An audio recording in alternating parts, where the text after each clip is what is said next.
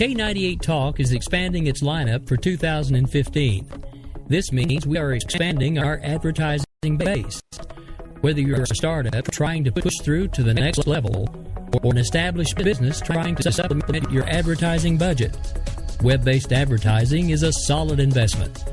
Thanks to Talk's newest partnership with TuneIn Radio and instant access to our sister station, K98FM, we give you worldwide access at a reasonable cost. Interested parties should email us at sales@K98FM.com. In these uncertain economic times, you've got to do whatever you can to save money. One of our biggest expenses can be our cars, especially when unexpected repair bills hit. Not anymore. If you own a vehicle with less than 130,000 miles, is less than 12 years old, has a warranty about to expire, or even no warranty at all, you could stop paying for car repairs. Roadside assistance, towing, and rental coverage are all included. Don't wait for the next repair. Make one free call right now to see if you qualify. If your vehicle is less than 12 years old, has less than 130,000 miles, even if it's out of warranty, paying for car repairs can become a thing of the past. Call us right now and get your car protected before your next repair bill hits. Get protection and no more repair bills. Call 800-696-1030. Again, 800-696-1030. That's 800-696-1030. 800-696-1030.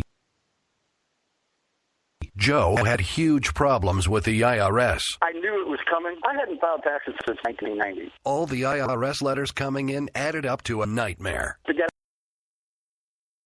my heart started beating fast. It's like, there's no way, man. I mean, I ain't going to be able to do this. Then they stopped his paycheck. So that's when I started making phone calls and found U.S. Tax Shield. U.S. Tax Shield went to work immediately. They just took the bull by the horns. What blew my mind is he called the IRS right then and there. So why is U.S. Tax Shield A+ rated with the Better Business Bureau? Joe knows. They saved me a ridiculous amount of money. If you owe more than $10,000 to the IRS or state, choose the company Joe chose, U.S. Tax Shield. It was the best decision I made. U.S. Tax Shield is the way to go. Life is good. Thank you, Lord.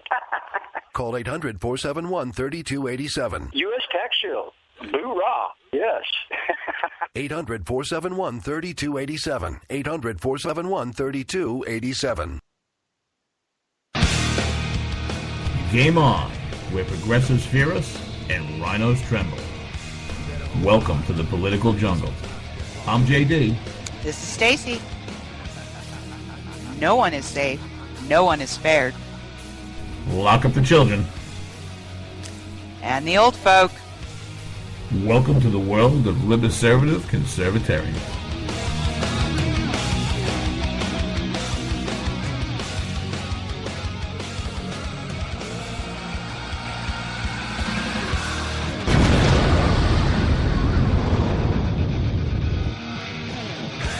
That's right, fellas. The next time your wife starts complaining about 20 minutes of unbearable, just boring, not being satisfaction, tell them, oh, listen, I had to sit through 2 hours of the Republican debate Tuesday night, 20 after 11, December 15th, 2015. JD, Stacey, Ricky Tiki Tavi, Rick Robinson, and the very special Lou Bell River on that post-debate wrap up, or whatever the hell we're going to call this crap up. Welcome back to all our political geeks, freaks, and back alley sneaks. Trainwreck Radio has just jumped onto the rails. We're going to be doing some breakdown and analysis of the debate tonight. That should take about 14 seconds. Then we're going to talk about some stuff and maybe what people are getting for Christmas. But first, if you're up to something wrong with you, if you're doing drugs, get them into the chat room over at K98Talk.org. Merry Christmas. Let's get in the holiday season, suckers.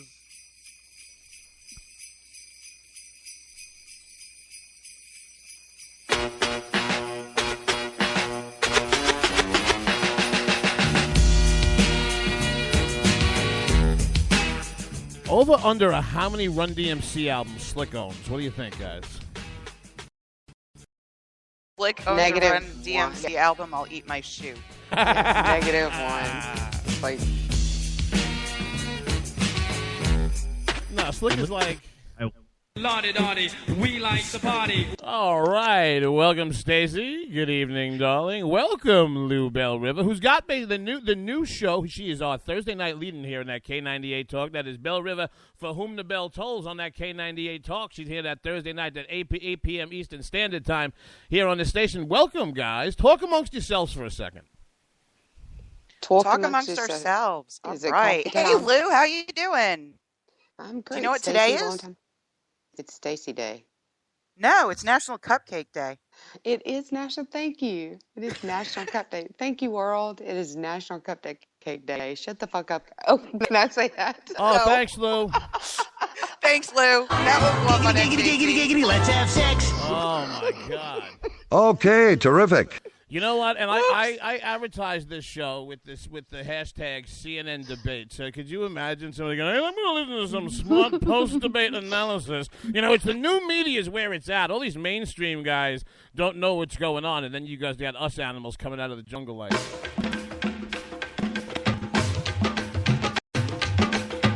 Oh, God. You've already dropped an F-bomb, Lou. There's nowhere to go but up. I know. Usually Trainwreck Radio doesn't hit an F-bomb until, I don't know, about 25 minutes from now. I think that you did a pretty good job of drowning me out. Thanks, Stacey. But I had to do it before JD did. I had to work it in first. I get a bad rap for this nonsense, but I don't do it. Oh, and because we had that little kerfuffle on Sunday, I just wanted to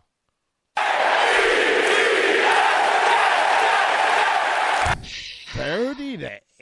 Ooh, with the wild card and the Chiefs right now, 8-5. My boy's looking good.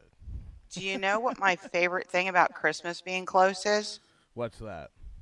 We're that much closer to the end of football season when I never have to hear that clip again.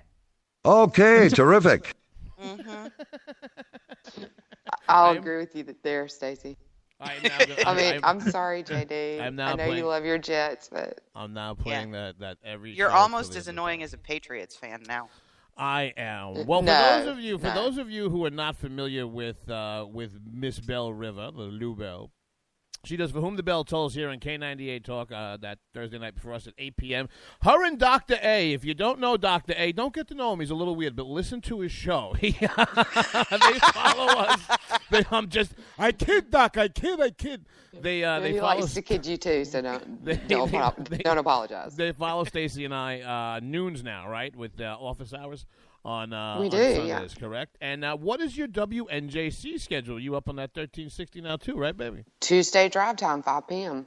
Ooh, fuck. Keep two hands on this. Listen. And I know what Lou sounds like on the radio, fella. I know what she sounds like. But you got to win that drive time, especially because them trucks, they can see in your car. You got to keep two hands on the wheel when she's talking. I don't care how sexy she sounds. Two hands on the wheel. Thanks, JD. I love it when you do that.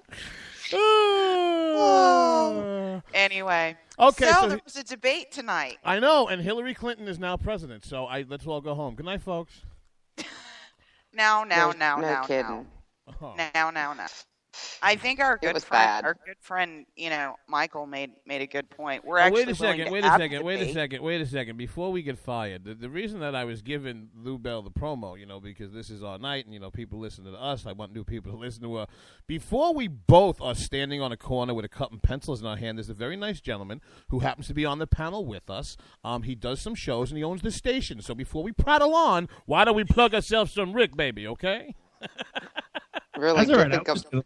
I was just going to listen to you guys. I'm trying to keep a straight face over here. Then shut up and plug your show, goddammit, so we can move on.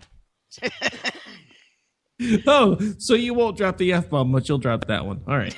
Oh, you know what? For everybody's kids who are in the room, first of all, don't have them listen to the show because people kill themselves. Da-da-da-da-da. Yeah, I've heard all that nonsense. But the other thing, you want to know something? I'll say it. Fuck off, okay? Seriously, all of yous. Right, I don't care. It's Trainwreck Radio. We're not gonna make a habit of it. But no, there's gonna be no filter tonight. And as a matter of fact, this is the show I'm sending to WNJC. And we're gonna see. We're gonna see if Trader listens to this show. Oh man, that must have been a great show. The phones are blowing up off the hook. That's the FCC. Oh shit. Please don't send it without the bleeps. All right, Stacey. So now you wanted to take the reins of this pig nonsense, this monkey football banging. I can't say Yeah, these things without yeah. cussing. No, All right, it kind of in a lot of ways made me want to borrow a phrase from a truly excellent friend of ours that says, "Not my circus, not my monkeys." But in all seriousness, I will say this. What? I got an inappropriate bell? No, the inappropriate bell also doubles as the "you won a prize" bell. You just don't know what door I've opened in my head when I ring it. That's why it's an adventure. That's why the whole show is an adventure. That's why the whole show is an adventure. I put the seatbelt on, put your ear up against the radio, and go, I don't know what the crazy man is doing. No. But in all honesty, at least when our guys are up there, they're willing to talk about their ideas and actually have a difference of opinion and actually assert themselves. So if you haven't had the pleasure, and most of our listeners, I don't believe they do because we do it for them, watch a democratic discussion, at least this one has, some people up there who actually have a perspective. But I'd like to say this before we bring in Rick and Lou. It is what I found was, and I didn't. JD's been all locked up in capitalism all week, and I had checked out of the news cycle a little bit, and I caught a commercial, I think, when I was watching the game last night, Monday Night Football, and they had a commercial for the CNN debate that literally sickened me. I mean, they had the candidates face up there, and it really was like a prize fight or like the Super Bowl or something like that. And tonight, and we can't keep putting the boots on the necks of the moderators because I think the candidates in a lot of ways fell into this tonight. But I do as a general rule, but I found Wolf Blitzer to just be just a detestable tool of the mainstream left tonight. Every question that was asked in this debate went to the outside of parameters. So instead of having an intelligent conversation about, what Hillary Clinton's talking about with no-fly zones and are they enforceable, all of a sudden there's, well, if Vladimir Putin hang glides into this air in Syria, are you going to take a spear and shoot it through his face and kill Vladimir Putin so we can start World War III? And then the 9 asshats up there kind of bit into this, and it kind of went from there. And I mean, that was just my setup take. As we bring my favorite moderator on this stage is always going to be Hugh Hewitt. Sorry, I like the guy. So do I. But even I thought he had. You know what? I gave Hewitt a C to C minus tonight, and I usually like him. Yeah, well, I'm not the only one that he bores to tears then, because he does. He bores me. No, you're not the only one. Okay, thanks, Rick. But I mean, I think he generally tries to ask thoughtful questions. He's not a bomb thrower, and he's very well informed. I mean, if we're going to be on CNN, probably the best we're going to hope for is Hugh Hewitt. Yeah, I'll give you that. I mean, come on. Yeah, but there is no, and I think one of the good things. And Dana Bash needs to eat a sandwich. Or two. Well, you know who she's married. I mean, could you see any more bones on that woman's body? You know who she's married. Oh, I thought you were talking. I thought you were saying because she's cranky. She'd have to make it first, and she doesn't want to do that. No, she's married. She's married to John King over at CNN. That's why she's grumpy. Yeah. What?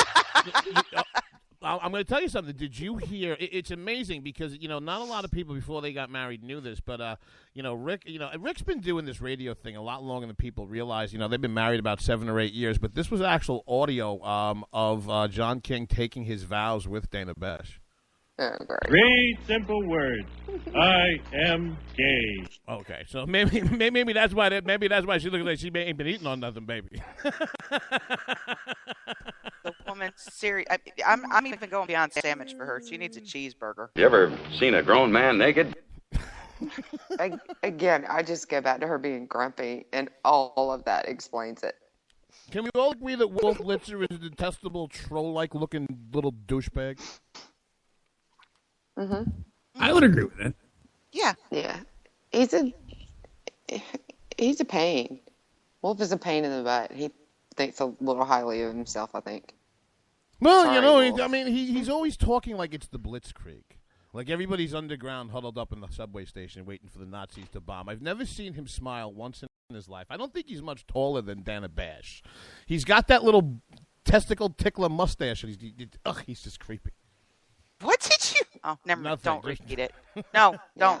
Yeah. No. Yeah. It was a Greek No. joke. No. Now we just lost all the Greeks that listen to the show. Oh, God. All three of them. Well, so far we've lost everyone who listened in Florida, everyone who listened in Iowa, and now everyone whose heritage is Greek. Oh, That's no, awesome, they just JD. Thank you. We have No, a you mention them. We have a They targeted like it. marketing Fuck strategy. some Greek here. yogurt in a minute. They'll come back. We have a very targeted marketing strategy here with the JD and Stacey brand. Yeah.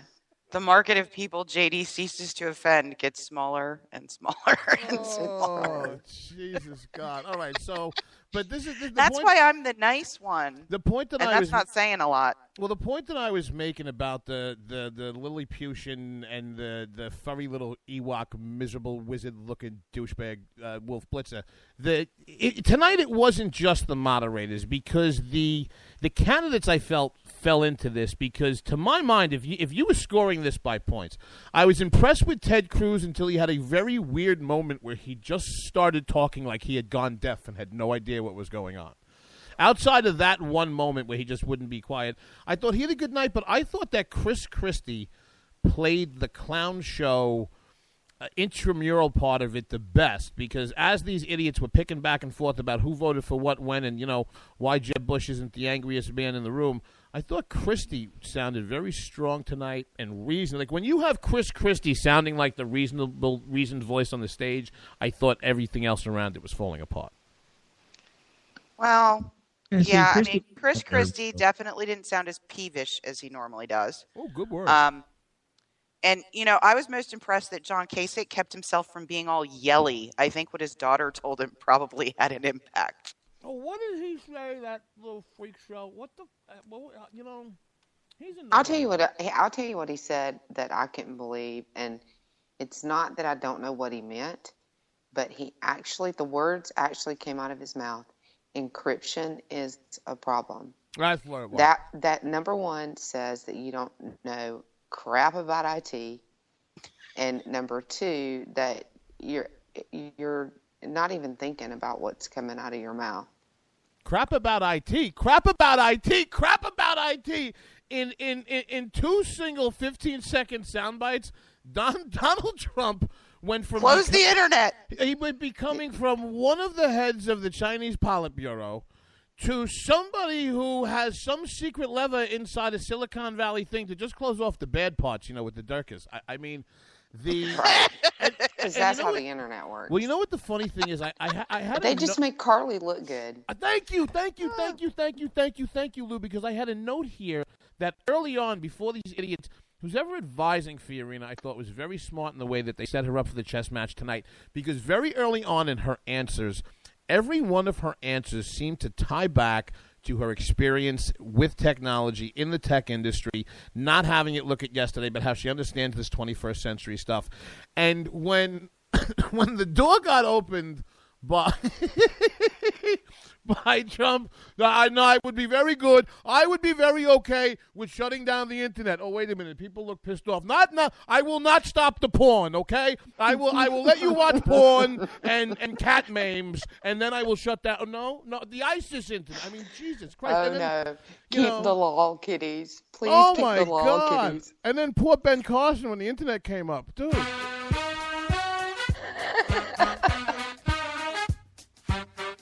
I mean, this poor man is like, and I would like to thank all the people in the world today, and the children, and I'd like to talk about my tax plan. But it just, it was funny. The chess match of it, I thought Fiorina, with the way that she had so set up and tied every answer back to tech, and that became important when you realize that the people who want to run the free world, couldn't open an iPhone.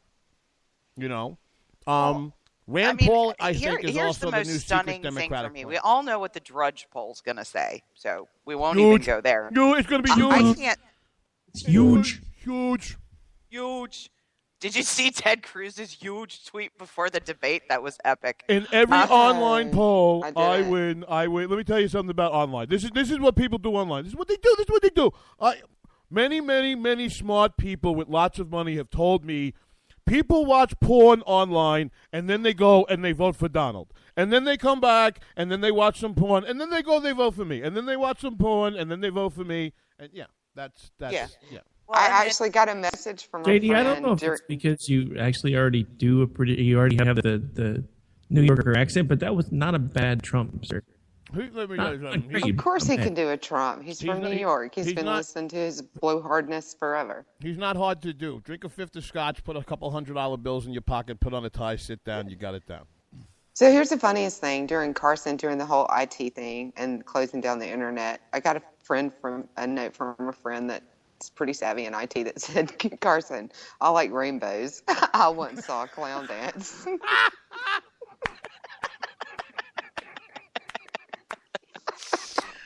Oh, I'm sorry. I love it,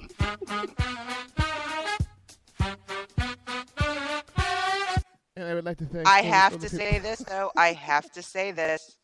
Carson's answer on the internet was not as bad as Donald Trump's about the nuclear triad. Oh, God. The nuclear is very important. Very important. The whole nuclear. What the hell are you talking about? Well, this goes. Well, here's the. He had another one of those moments where Dana Bash said, "Well, you said on September 29th that you would support Ted Cruz as your vice president." I did, and she's like, "Yeah." I went back to it, and then he didn't say anything. Because look, I think people underestimate Trump. Trump is not. I think he's crazy stupid. You know what I'm saying? Like, he's up there going, "Hey, I did." Like, he says I did to everything, and then a lot of people back off and go, "Oh shit, Donald Trump just said something to me. Maybe I did." Oh wait, no, he didn't know what the hell he said. I mean, that was the whole point of that. I did.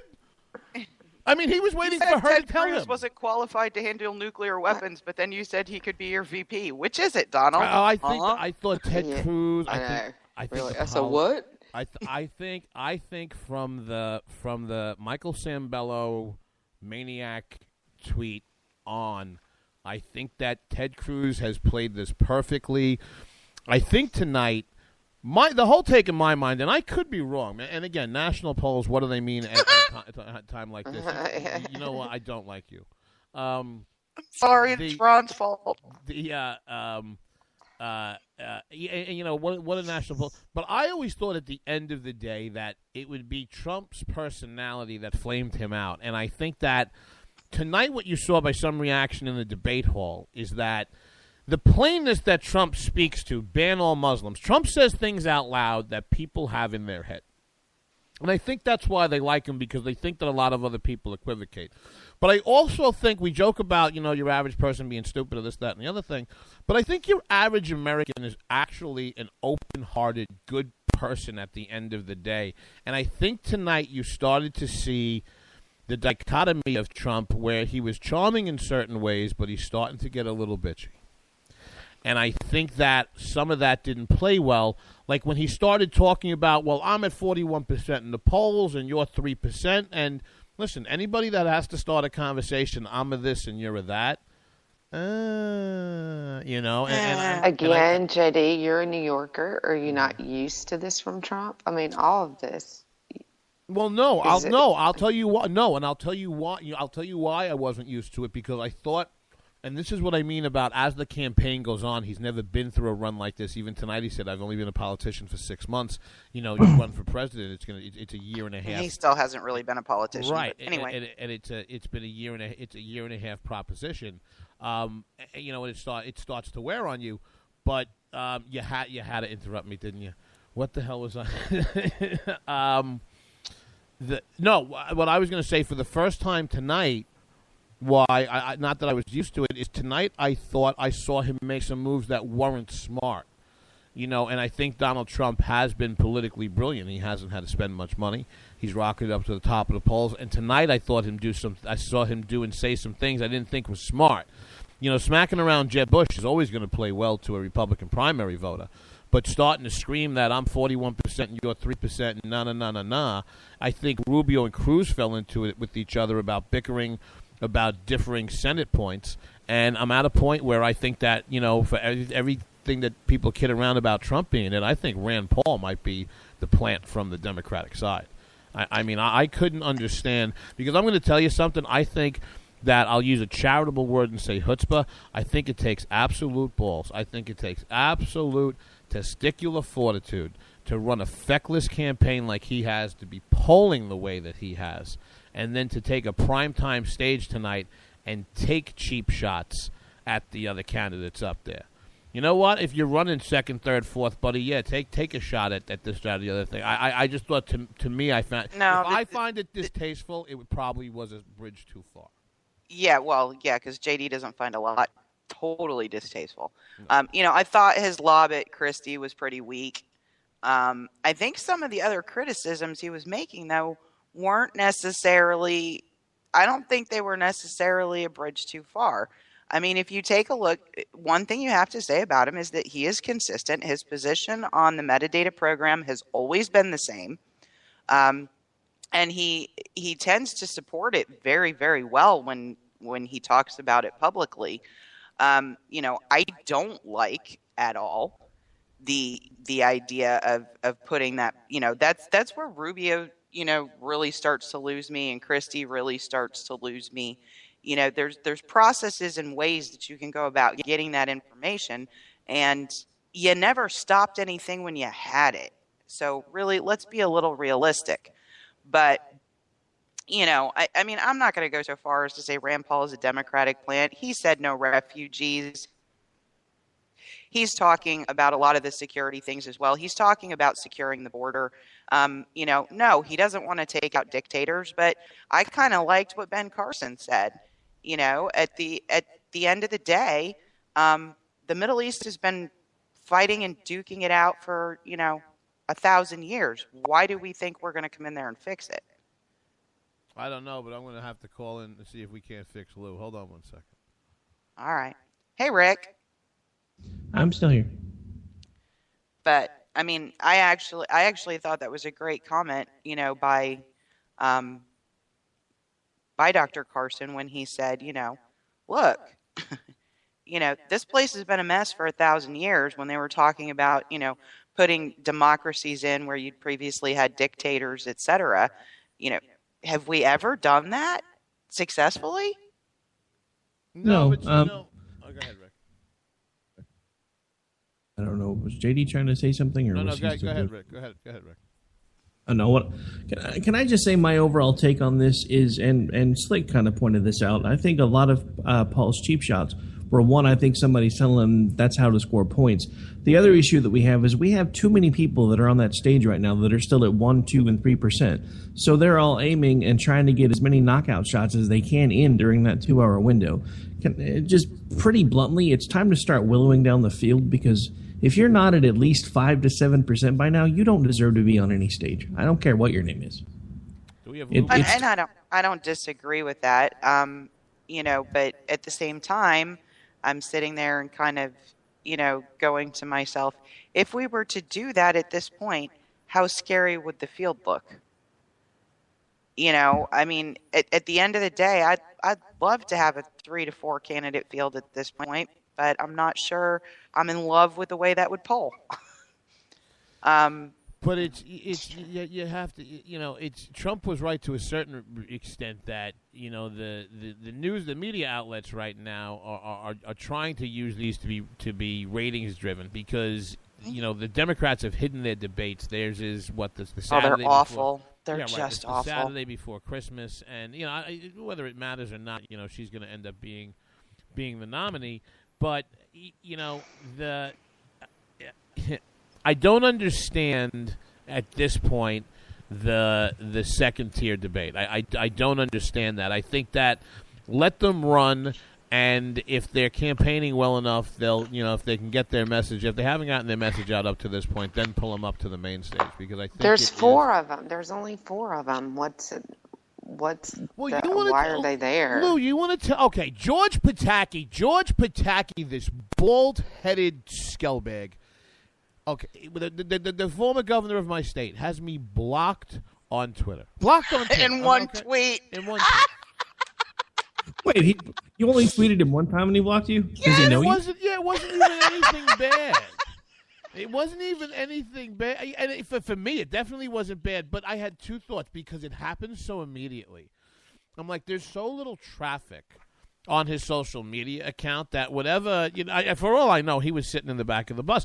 But, we have to close out. That second stage right now are people that are running for higher speaker fees, book deals, radio deals, and new television shows, and that has got to be closed out. They're taking the Sarah Palin run at it, and God bless them, but it doesn't help the process. It really doesn't. I think that Christie tonight, I hope that he can keep polling because it should be in that metric, but I think Christie tonight showed that he should be on that main stage. I think that Rand Paul tonight decided that if he wasn't Ron Paul, he wasn't going to get any traction, and I don't think Christie said all night was, I used to be a prosecutor, so I know how things get done. I mean, that was his answer to everything. You guys are missing it because you're looking at it like pundits. I said it about a week ago or within the last week. What I found completely amazing until tonight, because he hadn't been on the main stage for the last debate, that the only guy, like him or not, who has figured out how to speak to the average American and the guy in the coffee shop is the guy who's worth $10 billion. And maybe that's because he spent his time as a celebrity. I don't know. But the man speaks in plain terms.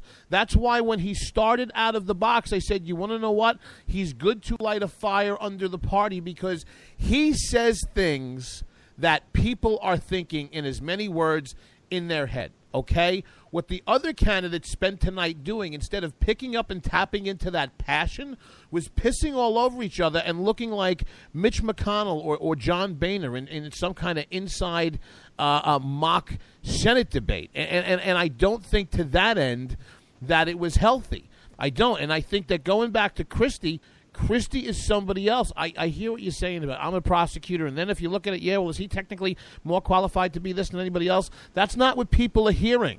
People are hearing the fat guy look into the camera and go, holy Jesus, did you just hear these two? My ears are bleeding. Let me tell you what I'd do. In New Jersey, I'd take him off his chair, and I'd smash him over the head, and then I'd shoot him in the face.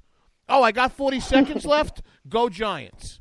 That's people understand that kind of language. And I think that Fiorina understands it. She just tries to present it in a different way. But I don't think the rest of these people understand it. I think that Ben Carson is a black Jesus to a lot of people. I think that, he's a lot of different things that people see in him that he can be, and that's great. But, we do not have a deep candidate bench that can speak to Joe the cab driver, getting his coffee at 4:15 in the morning because his workday starts at 4:30 a.m. Well, that's, part of your comment about depth. That's why I'm so sad that Perry and Walker got out early. Mm-hmm. I still don't understand, for the life of me, when you look at the AARP plan, right, where you got Pataki, and I'm telling you, George Pataki, for anybody who doesn't believe me, you go look if you can find George Pataki doing any events. You know what Pataki does? Pataki said, I'm announcing that I'm running for president. He goes to the debates, sits in the green room, has some free stuff, talks to people, and he goes home. And he doesn't spend $1. He's not out campaigning. He's on the debate plan. He doesn't go anywhere. Why in the hell were Perry and Walker out? So I don't understand it. And they could have gotten themselves this far down the process till the time the super PACs could spend the money. Does anybody understand that? No. I miss them, though. That's all you got is no? I mean, I think realized that maybe his campaign was still suffering from what happened in 2012. I had said at the beginning of the race that I believed very strongly if Rick Perry had not run in 12, he would have been top of the heap out of the gate in this election. Very popular governor. Texas was a thriving economic success. He appeared tough on the border. I know there's been a lot of press through Breitbart and Darby, and that it wasn't as effective as he to believe, but he was doing the best he could with a really broken federal system. At least he stood up. Ted Kennedy killed Mary Jo Kopechne. Killed Mary Jo Kopechne, okay, and gave what they consider today, when they called him the Lion of the Senate, one of these huge speeches at the convention in 1980. I understand what you're saying. Bill Clinton, well before he was elected for the first time, not from crazy TMZ Inquirer types, from former Arkansas and current Arkansas state troopers, had serious rape allegations about him. The American people have an amazing capacity to forgive if you can connect with them and sell your message. Intuitively, if we were sitting in a college faculty, I could hear what you're saying and you can make an argument. But when you take a look at what this American people have been able to forgive and have come back, it is astonishing. I don't agree. I think Democrats are a lot more forgiving than Republicans are. Absolutely. Look what's happened to Republicans who we find out, they've had an extramarital affair. They're gone. And if you think about it, there's always a cult of personality around those people.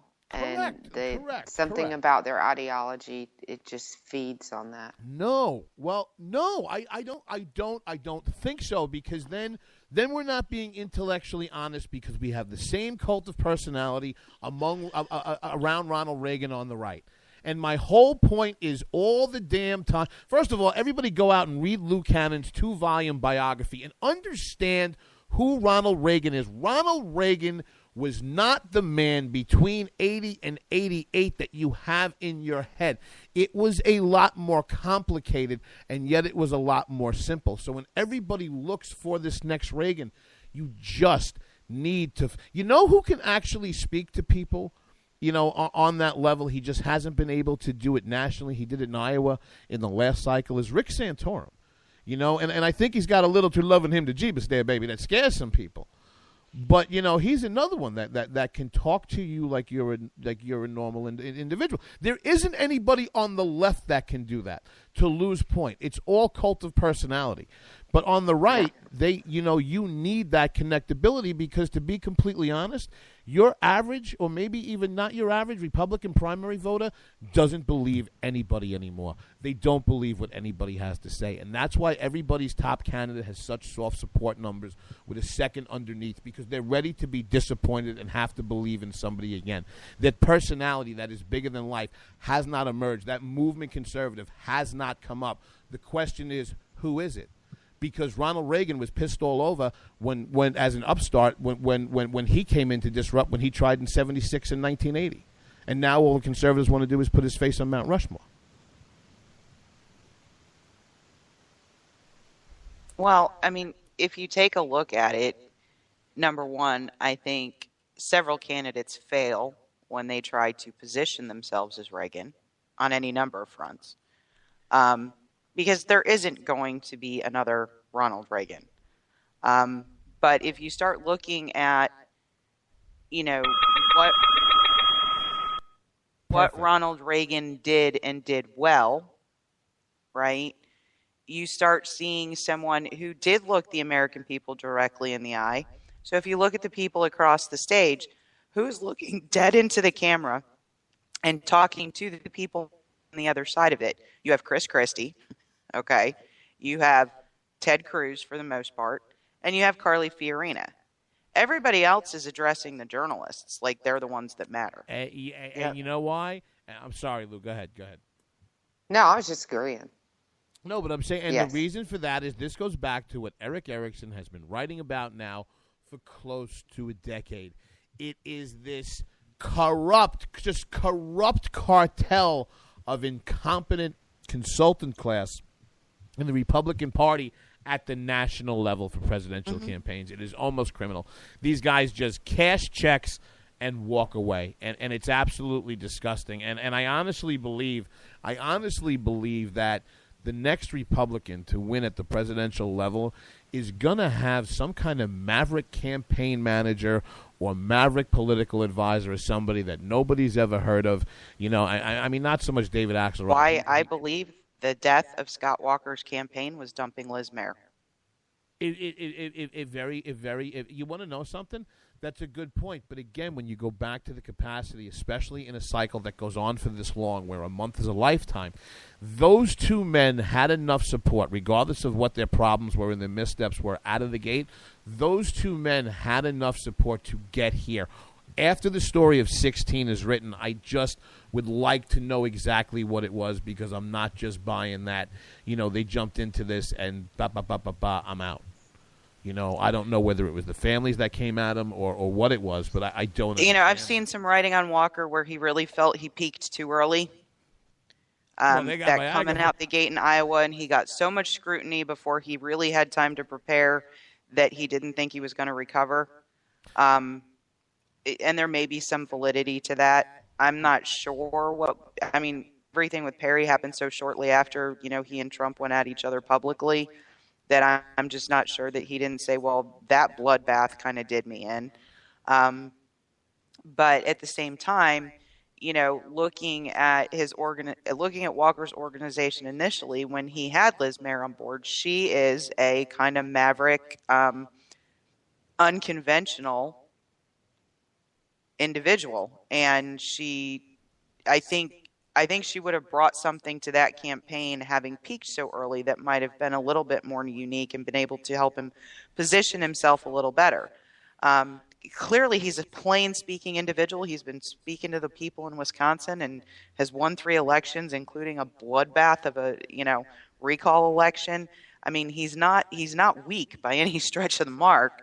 And I think when you look at the main stage, and especially the junior stage, I mean, those are just 2 very successful governors that I can't believe they got out as early as they did. Well, when you talk about Wisconsin, that reminds me of Rance Priebus. We all know Stop. Chairman Orange. See, I did people Wisconsin. I never saw a colored guy till I saw Barack Obama. I'm from Wisconsin. We watch hockey. Got colored people. But when all that talk about peaking too soon and peaking too early, that we could have solved that for Scott Walker, because we could have helped him out. And it rubs the lotion on its skin. It does this whenever it's told. It's too late to play that clip. That clip makes me ill. How about this one? No. Lotion in the basket. There was Thanksgiving at JD's house. I hate you. Put the lotion in the basket. I hate you. Okay, terrific. Hold on. We got breaking news. Audio from the ISIS goat farm. Those men wanted to have sex with me. Come on, that fits. It was like a foreign policy debate. That's what that, ladies and gentlemen, is the beginning of Trainwreck Radio. Exactly. That was disappointing to me. I bring nothing to the table. That's how I felt. That's how I felt after the debate. You guys bring nothing to the table. You all made Carly look really great because she's the only one with a freaking brain in her head. Except for Ted Cruz. He's smart, but, Yeah, but, that kind of little pissing match between him and Marco Rubio about who did what about immigration. At this point, after their little fisticuffs in the press and their little wham, wham, wham tonight on the stage, I don't really believe either one of them. I got to tell you something. I mean, if you were sitting here like an HBO fight card, I had 4 rounds honestly, if you were doing it on points, I had it, Christie, Cruz, maybe Fiorina.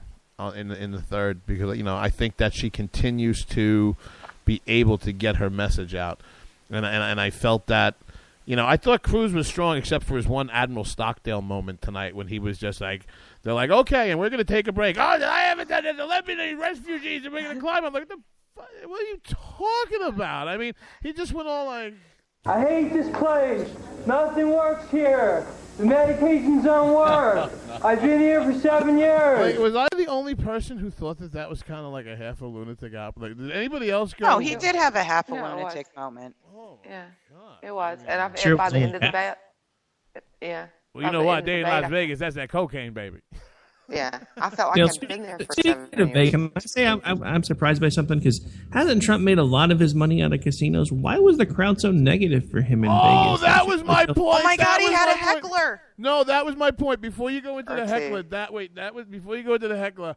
I have heard every kind of Trump conspiracy that there is.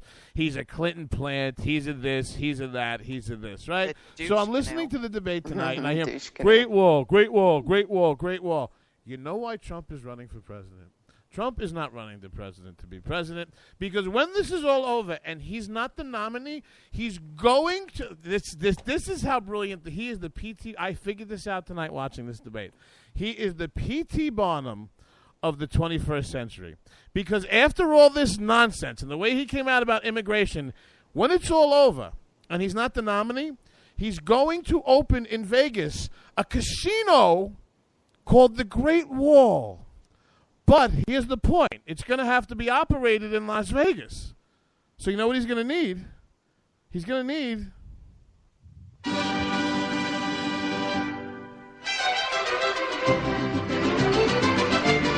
and the side of the Great Wall Casino will have a beautiful door for all the Mexican workers to come in and work at below union wages. That is the plan. He is opening the Great Wall Casino. I have figured it out. Well, I will say this. At the end of bridge too far. But at the end of the debate, when you had said, many of my listeners are concerned that you are going to ensure a Hillary Clinton win with an independent run. When he answered that question, he almost looked tired. Like, I'm not thinking that being a politician is as much fun as maybe he thought it was going to be. Oh no! Nope. I think it's wearing on him. I do.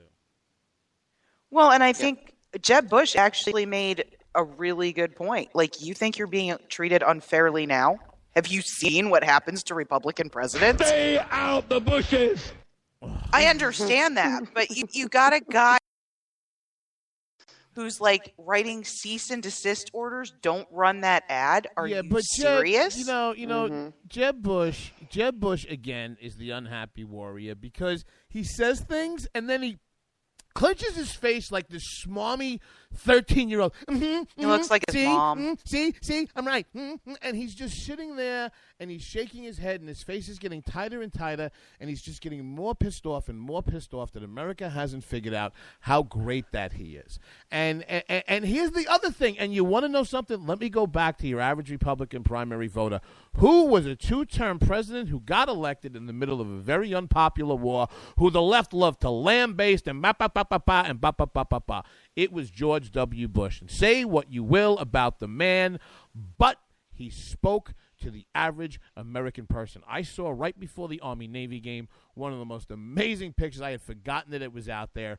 He was at West Point's graduation, and he's walking up he's getting introduced by one of the cadets, and he walks up, and he jumps up in the air, and they chest bump.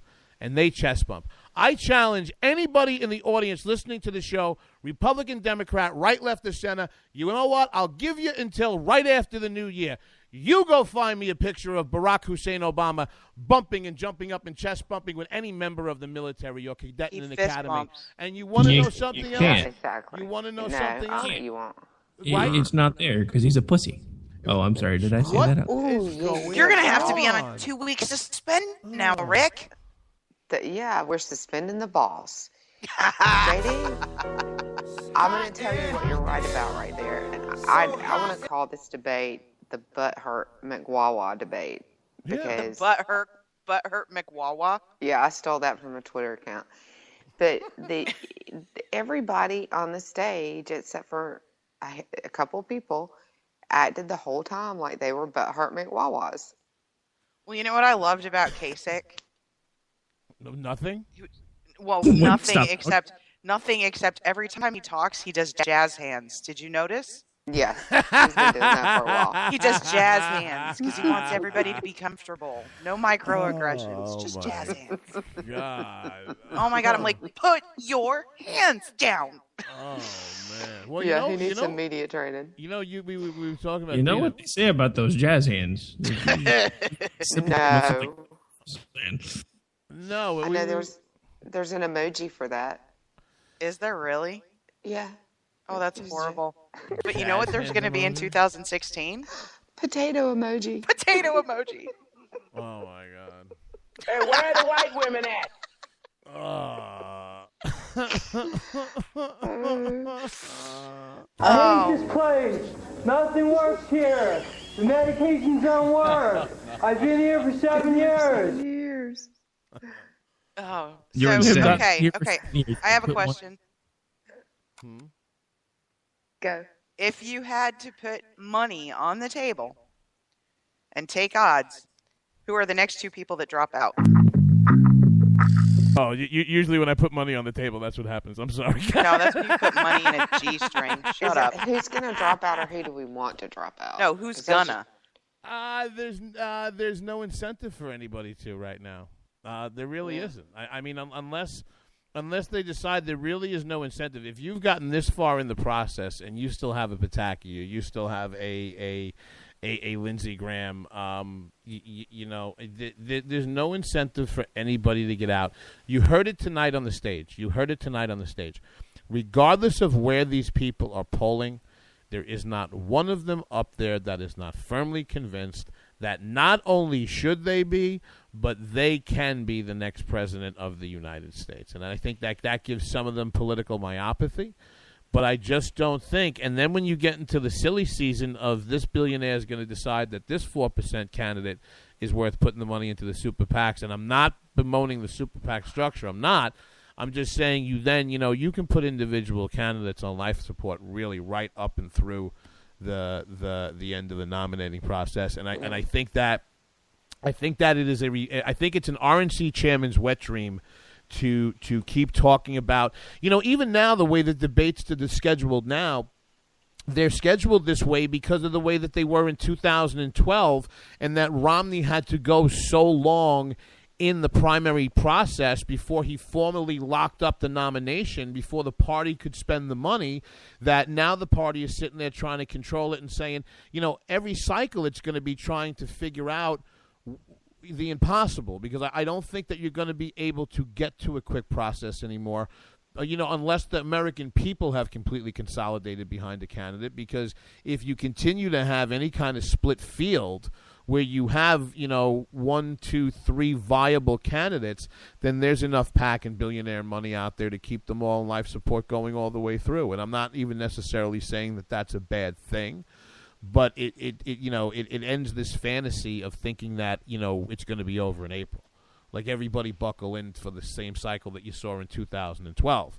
Unless Trump gets up to 60%, or unless somebody rises up, and starts cracking 35, 40, consolidating to 50%, there's one, no incentive for anybody else to drop out, and two, this is just going to go on and on and on. Lou? Well, who do I think is going to drop out? I think at this point, to some extent, JD's right. It's like between now and Iowa, with the holidays in the middle, there's just no incentive to drop out for Iowa. And to get through the caucus, that can be, somewhat of a surprise sometime. Why not? And let me ask this question, Lou, because this brought this to mind. So one of the points that I had been making about a week or two ago is that nobody's cast a vote yet, and if you take a look at the polling, it's unlikely that Trump's going to win Iowa, and Chris Christie's got a pretty good shot at winning New Hampshire. So let's assume Donald Trump doesn't win the first two states.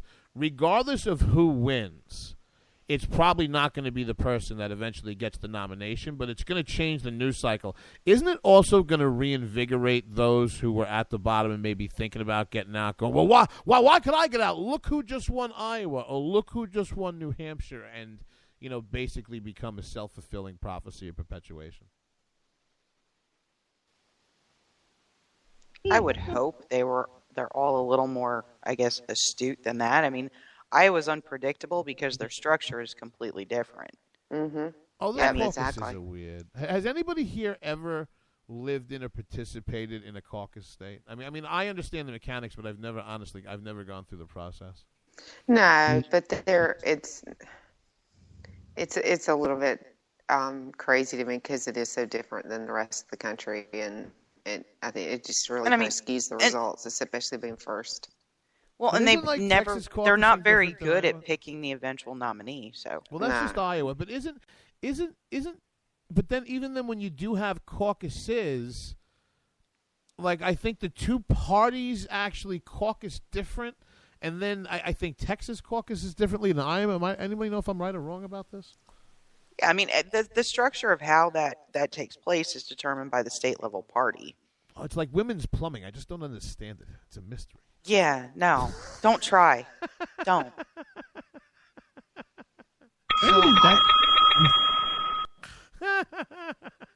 All right. So speaking of caucuses and conventions and everything else, any thoughts on this supposed brokered primary that the RNC is like all trying to push for now? Another wet dream. Another fantasy. Yeah, you're telling me right now at the RNC, if you locked 400 male RNC members in a room, you couldn't find two balls between the whole bunch. And now you're going to tell me that the delegates after 30 years, this is going to be like Donovan McNabb not knowing what the overtime rules were in the NFL about 7 or 8 years ago. These idiots aren't going to know what to do. You know who would know? Selena Zito would know. Jay Cost would know. These morons don't. They go there so that they can have a mistress or they get out of parking tickets. The delegate scam is such a that's just one man's opinion. Don't hold back, man. Let's see. Okay, terrific. Okay, terrific. I just can't hear that sound effect enough, I can tell you. Hey, listen, it's like JD. Especially on debate night. Listen. Don't worry about it.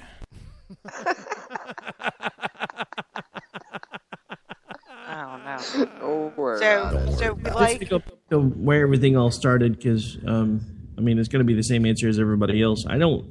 Back to who we think is going to drop out. Iowa. They're going to be in at least through Iowa because there's no reason for them to get out at this point. I mean, look at it this way: these folks so tiring. Like 0.5%, 1%, 1.5%. They're getting propped up by the media. Why would they go anywhere?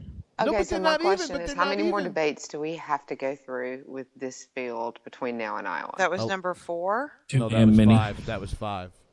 Oh, there's 5? I think there's a total of 8. Before Iowa? I think before Iowa, yeah. So another 3, somebody, look, I don't care. Me. I think, honestly, they'd be better off if they all just rolled on ecstasy for the next one. Everybody just take a whole bunch of money. Well, I'm kind of with you, though. They need to take away the... Can I take that in pieces, and be suspended on the nights of the debates? I'm just asking. Yeah, exactly. I think that would make John Kasich's daughter happy if they were on ecstasy, because at least they'd all be like loving each other. Oh my God! Because could you see this time? And then Trump turned around to like Jeb to say something like me, and he just puts on like, "Let me tell you something. Let me tell you something. This your suit is so." I have awesome suits. I have awesome suits and a lesbian wife who does porn. But oh my god, I'm sweating. Have I ever told you about my huge wall and beautiful Mexican doors? Turn the music up. and beautiful, and then the whole debate stage would just break out. It turned into a rave. That would be awesome. Now that's a debate I want to watch. Oh my God. I feel like I'm in time warp. We like the party. Oh my God. See, this is why conservatism is fun. We need to be more fun. I bring the music and the Molly, baby. You bring the fun.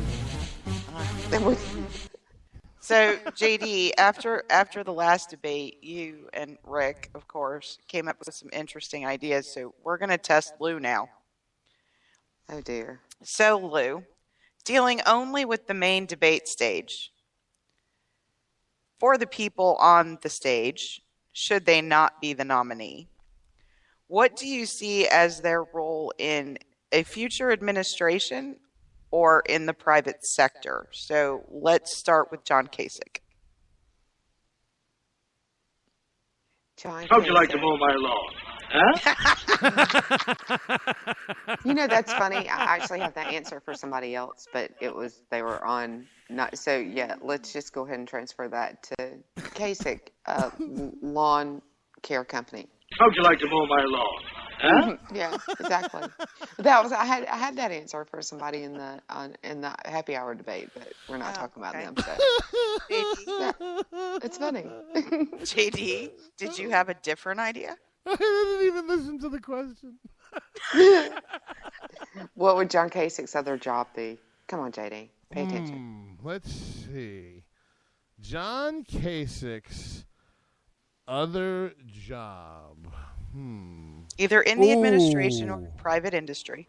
Private. I'm going to go with private industry, and I'm going to go with gay porn fluffer.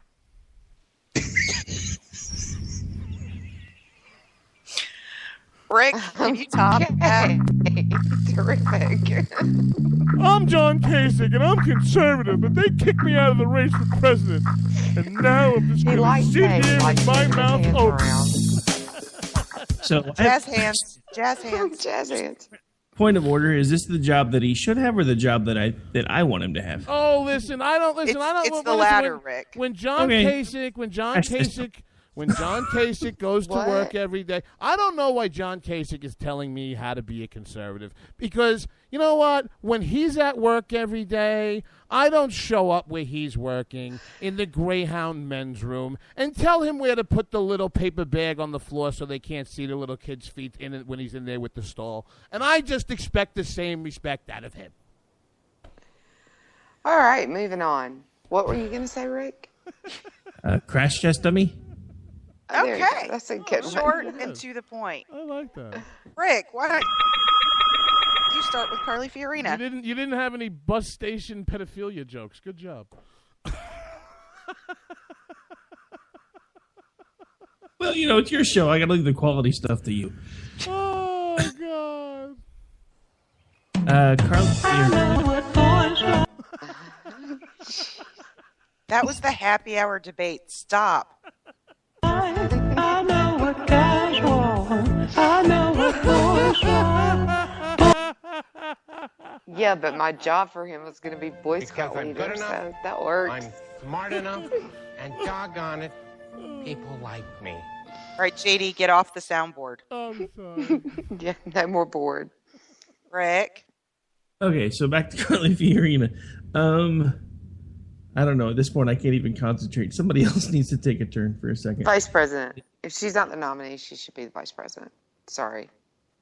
It's just my feeling. Yeah, I was thinking more like cabinet level position, but I was trying to figure out which one would work best. Vice president. But then JD keeps hitting buttons on the soundboard, and I lose my train of thought because it's really late. JD, do you have any input, or are you just giggling? I bring nothing to the table. Okay. All right. Dr. Ben Carson. Who? Dr. Ben Carson.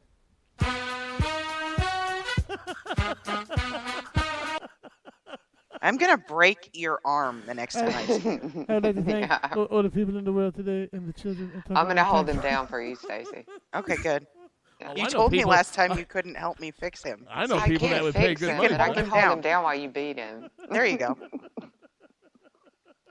So if Dr. Ben Carson does not get the nomination, what should be his job? Supreme Court Justice. Oh, wait a second. I kind of like that, actually. I do, too. But I will tell you, I did have a thought with Ben Carson. And if you take a look at how much... Remember how I said when I thought one of the most disappointing things about the Rand Paul candidacy for president is that whether or not he actually got anywhere with it, I was very surprised and disappointed that he really did not and has not in this election cycle become the movement conservative that I thought that he could be, because I don't think Paul Ryan is the man to rally around. And I think that Ben Carson might be that person. I think that Ben Carson, because there's so much that I think he'd do well at. I think Ben Carson would be a great Supreme Court justice. I think that he would be a HHS or whatever you want to call this disaster we have. I think he should be a special assignment to fix the mess known as Obamacare. Uh-huh. You know, but I honestly think that he may, he's got a goofy William F. Buckley to him. That's like the best way. I mean, it's, and I'm trying to articulate this the right way because he's definitely not goofy. I mean, he's brilliant, but he's affable. Yes, that's exact. I mean, Buckley was too. I mean, he was erudite and I mean, he was well spoken, but you never felt that he was speaking down to you. I mean, Buckley spoke brilliantly in the proper Queen's English, but I never felt that he was speaking down. And I think that Carson can really be that guy. And the reason that I think that is because I think that most people just think that Ben Carson is better than politics. He's just a really nice guy. Yeah, and that's why I said Surgeon General, because I mean they don't never do anything. But here's the whole they thing. Can though. Sorry, you fell into my trap from the last time. She yelled at me for the same thing. I'd much rather have him take the reins at HHS and just fix every broken program they administer. But he certainly would have handled the Ebola crisis a lot better. But here's the thing with Ben Carson. If Ben Carson had 98%, if Ben Carson was in the general right now and was running away with it and looked to be our next president and could solve a lot of the country's problems, I almost wouldn't wish the presidency on that nice of a man. I mean, that's why I think that he has this, he has this certain kind of aura and presence. And Stacey and I saw it at CPAC. We come to laugh about it. Stacey and I'll be the first ones to admit we never saw this run coming for him. Oh, no. But it's because of the way that he connects with those people, because with the Run Ben Run folks. And for those of you out there, and for those of you out there who were the beginning of that, the impetus, I mean, you basically got this man to where he is. You got him past his political ability. He's had to go bone up and come back and show. I mean, they just, but again, because he connects with people on that personal level. Yeah. All right, who is next? Marco Rubio. Who are you asking? Lou. That boy from the Marlins. I was thinking swing shift dishwasher. Rick? Well, I know somebody else has already said this, but I'm going to have to go with lawn care guy. Okay. Wow. How'd you like to mow my lawn? Huh? That was a racist moment. Okay. No, it wasn't. No, it wasn't. Because when we went to Right Online and we had that lunch with him, if we didn't know who it was, we would have turned and asked and said, "I'll have the salmon," and you know that. No, he was just short. Like, he's seriously short. How would you like I'm to mow my lawn? 5'9". Huh? Yeah. Which is okay to make fun of, which is what I did. But he does have the dishwasher thing was bad. He didn't use it at all tonight, but he has the best smile in the race. Wait a second. He really does. Wait a second. Just to give props to somebody in the chat room, I kind of like Slick suggesting he thinks Rubio Stop should it, go Slick. That's awful. What he said? That is a good idea. I'm not going to say it out loud. Okay, I'll look in the chat room. It was Slick. There's no telling. That was Slick. Oh, you hold on a second. Hold on a second. This pisses me off to the nth degree.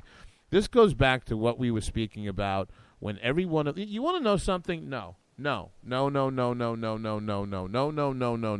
I am not going to have these people talk to me the way that they did last week to remind everybody in this country that you're all a bunch of racists who hate Muslims, and let me preach some love Islam to you before I say this, okay? If I can't have some fun at the expense of those people, they can all go rot in hell. Because you want to know what? Marco Rubio's running around telling the story about his father who came up working in the restaurant and the catering industry as a bartender.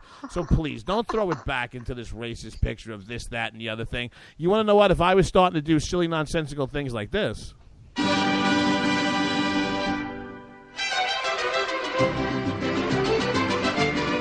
not Mexican, he's Cuban. Yeah, but the Cubans have yet to. Oh, wait a minute. I have Deo. Hold on. No. Just bear with me. No. Bear with me. No, we're Stacey. bored. See, this is why I love my dragging We've had this too show much. out. I love this.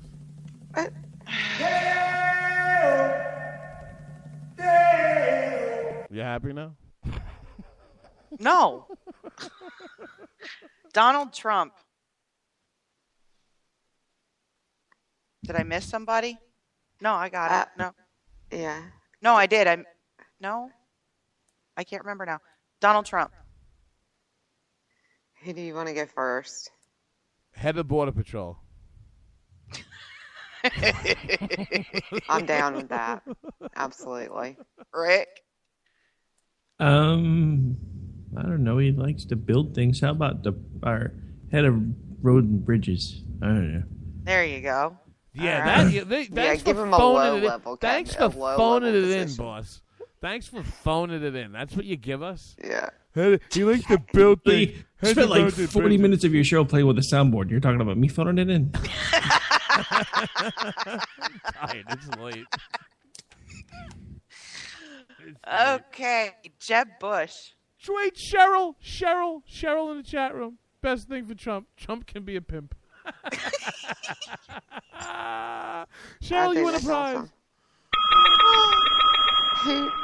Who's to say he's not already? My wife with the lesbian porn and the Mexican wall. Let me tell you about my wife's beautiful door behind her wall. Oh my God. Yep. My wife's beautiful. Oh, Captain, Captain said he can be Miss Stacey's chauffeur. Oh wow. Yeah, Lou's got a fighter pilot with a PhD. What do you got? No, that was Ron that said that. Oh, Captain, my Captain Ron. So Jeb Bush's next career move.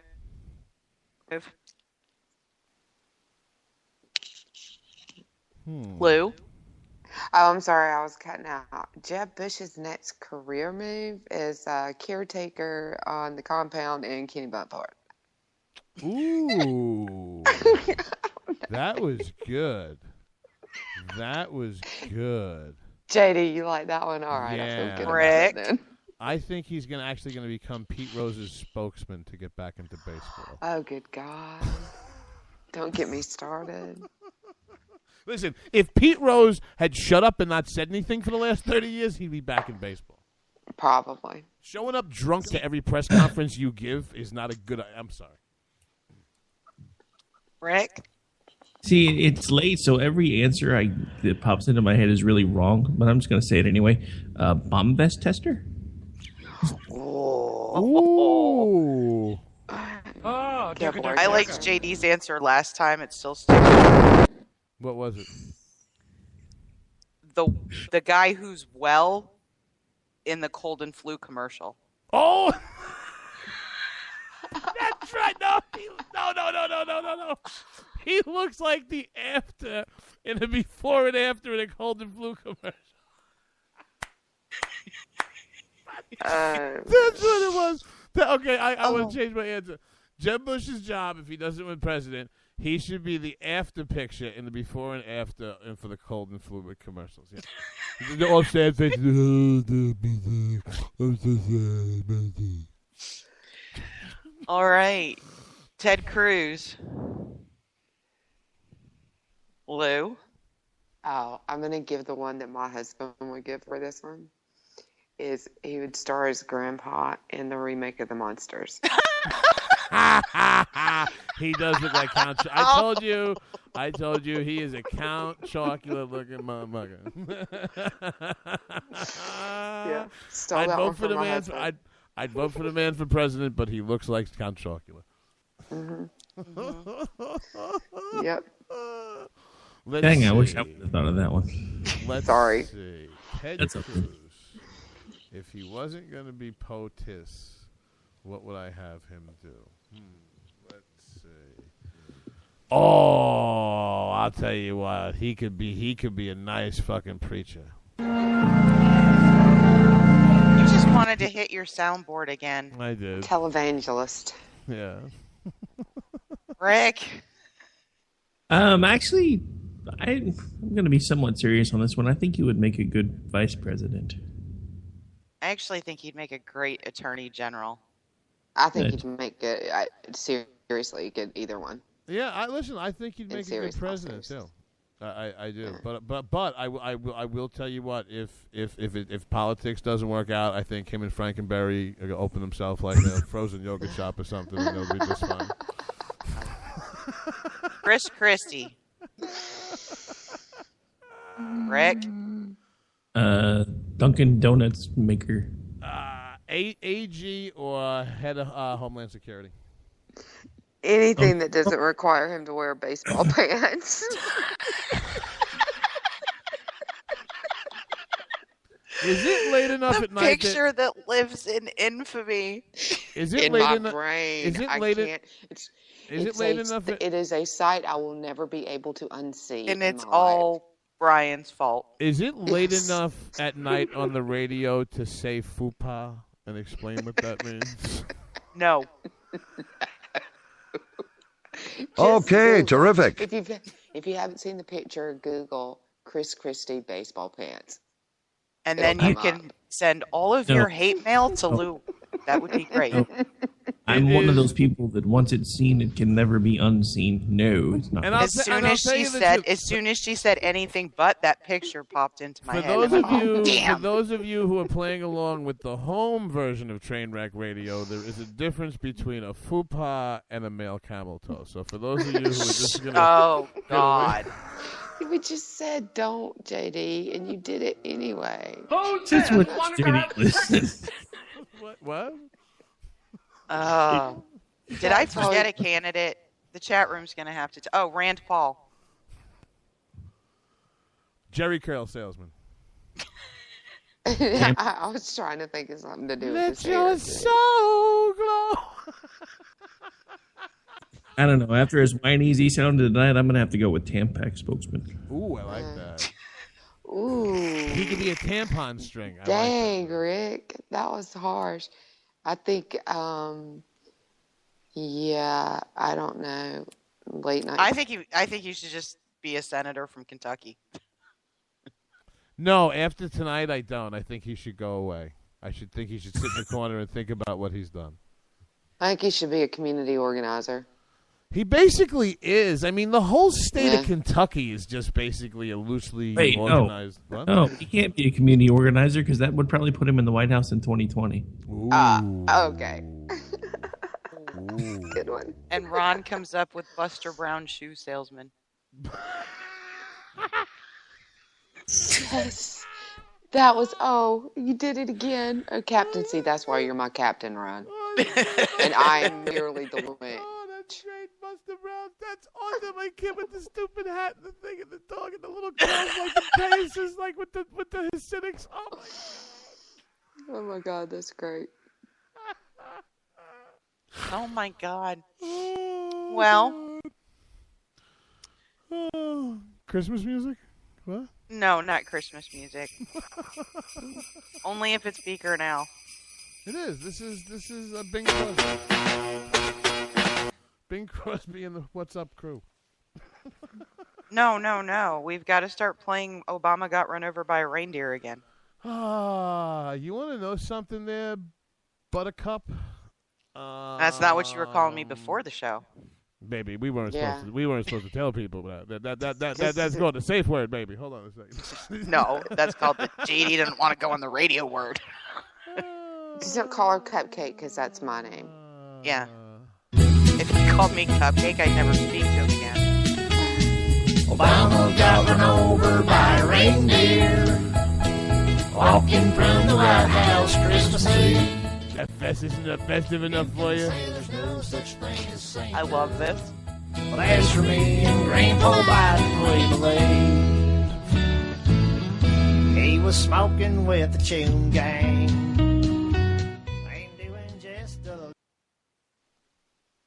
I think that we could all agree that this is a great song for us to punch out to, right, kids? Yep. Yeah. If there's anybody still left listening, I'd like to thank everybody joining us here on K98 Talk, especially in the chat room. Bell River. Check out Alpha Whom the Bell Tolls on that Thursday night, 8 p.m. Eastern Standard Time. Boss, Ricky Ticky Tavi Rick Robinson. We want to thank you very much. You check him out on that America Off the Rails 5 nights a week on that 11 p.m. But he's doing 8 days of radio. So where else can they find you, boss? 24/7 Red State Talk Radio, WNJC 1360. Oh, that's great. Everybody stop listening at about... That's good. Everybody stop listening at about 12:24. And you know where I can be found, kids. I'll be wearing a bulletproof vest. Enjoy the song. So proud of Grandpa Biden. Actually, we're not, but that's not new. He just cries in his pajamas and asks his magic 8-ball what to do. It's not the season without Mary. No Christmas speech to make it right. And now, however will we make it? Not hearing I and me drone on throughout the night. Obama got run over by a reindeer walking from the White House Christmas Eve. You can say there's no such thing as Santa. Well, as for me and Grandpa Biden, we believe.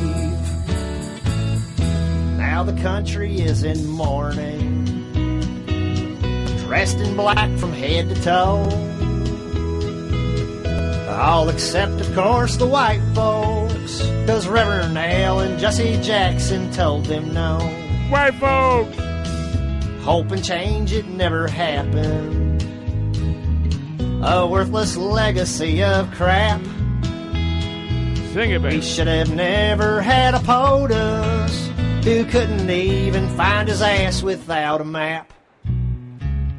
Obama got run over by a reindeer walking from the White House Christmas Eve.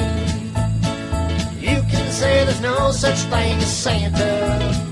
Well, as for me and Grandpa Biden, we believe. One more time. Obama got run over by a reindeer walking from the White House Christmas Eve. You can say there's no such thing as Santa. Well, as for me and Grandpa Biden, we believe.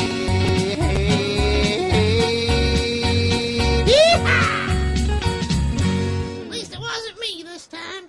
Thanks for joining us on K98 Talk.